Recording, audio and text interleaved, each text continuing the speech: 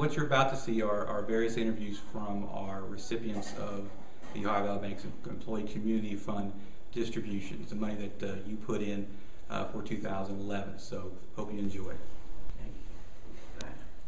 Well, my wife sent a little cheat sheet with me because she's babysitting today. So and she runs the food pantry, and I do all the heavy work.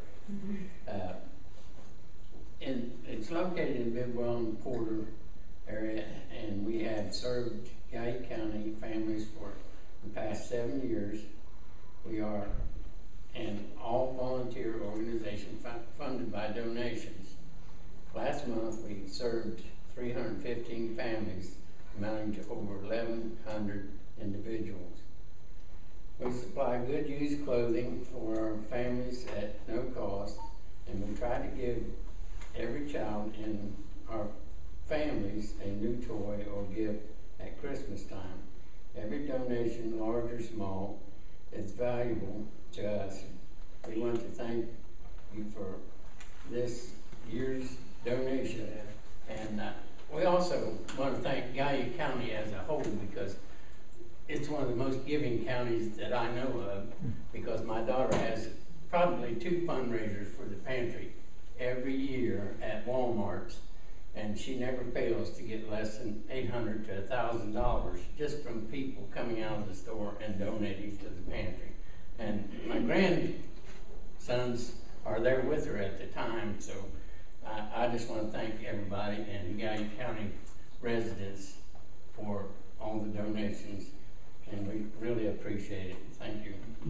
I just went over to the OVB lobby over on 3rd Avenue, and I saw all the toys in the lobby, and gosh, you all just do so much. And on behalf of all the boys out at the Children's Center, we'd like to thank you all for helping give them a decent Christmas that they deserve, because they really haven't had much. Most of them have had pretty much nothing, close to nothing at all. Last year, when I came and accepted the donation, we had 28 boys. We were licensed for 30. This year we've expanded, and we're licensed for 36 boys, and we have 36 boys. And we also have 18 on a waiting list to come in. So a lot of that is due to our reputation throughout Ohio and West Virginia, and a lot of it is obviously with the times being the way that they are. These boys really need some help, and you know, they need rehabilitated. So there's a we have a sign on Hannah in our office wall, and it's a framed sign, and it says, 100 years from now, it will not matter what my bank account was, the kind of car I drove, or the house that I lived in, but the world may be different because I was important in the life of a child. And I'm going to turn it over to Hannah. This is Hannah Burke. She is co-owner of the Children's Center and our child psychologist. Well, I'm actually the mental health counselor, but, and that is true, everything Jeff said about our organization. And I started out there and was fortunate enough that I do have the mental health background. So I started out providing the mental health counseling. That was kind of my job. I was young and new into the field, and we had 4 kids. So it was very kind of on a real informal basis, because they were kids. There was only 4 of them. You got to know them really, really well. So a lot of things that I learned and did with 4 kids, now I do with 36 kids. And yes, my job is to provide counseling, but you just can't do that once you get, you learn immediately where these kids are coming from, and you start learning their personalities, and they're not just what all this piece of paperwork says. And we just have an opportunity to provide just a Christmas that we want to provide for our own kids. They just did their Christmas list the other day. It was kind of like sitting down and telling my kids, you need to let Santa know what you need pretty quickly, or he's going to get real busy and you're going to miss out on stuff. And just the excitement of, here's your piece, here's your wish list, and here's your piece of, or your pencil or pen.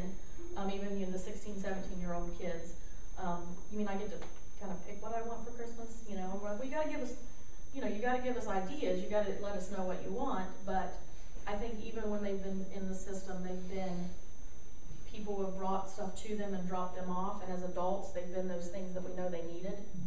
This allows us to do the needs, which we kind of can provide for on a daily basis. So this allows us to do the things that a 16-year-old boy wants, or that a 12-year-old boy wants. He can't decide if he needs a big Escalade, this big remote control, or if he wants pants that he can fit in now and pants that he can fit in when he gets bigger. So, you know, those are the things that you start hearing out of these kids, you know. And a big part of what you guys do in the community, you guys do throughout the year. You know, they're invited to come in and do things throughout some of the festivals here in the community. I know different people get a chance to meet them on other levels. And probably our kids at home that are 16 and you say, hey, why don't you go in Saturday and help pick up or put up Christmas lights in the park, they're going to maybe grumble a little bit. They've been in school all week and it's Saturday and they should sleep in. Our kids are thrilled because you guys have asked them to come and do something. They're usually used to being on the receiving end of, oh, it's that kid again. Can he, you know, not be here? So that makes a huge difference when you see them out and about and they're helping and doing things. They love it. The things they come back and talk about, and so that they met, or I can't remember his name, but they remember your messages. So we appreciate this to be able to